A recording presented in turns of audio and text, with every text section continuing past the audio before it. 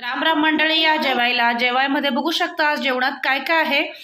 ही आहे पोळी, मिरचीचा ठेचा, लोणचं आहे, लाल चटणी आहे लाल मिरचीची, दोडक्याची भाजी आहे, गरमागरम रस्सम आणि गाजर आहे. गाजर, काकडी, कांदा हे सगळं काही घेतलेलं मी कट करून, पण मुलांनी ते पळवलेलं आहे.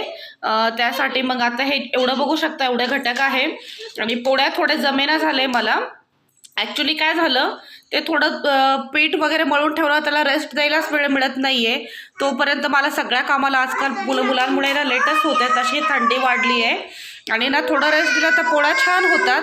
पिल्लू असं करतात मुलं. मी ज्यावेळेस मला व्हिडिओ करायचा असं ना, त्यावेळेस यांचा मुद्दाम आवाज वाढतो. मग ते मी जास्त मला रेस्ट द्यायला जमत नाही.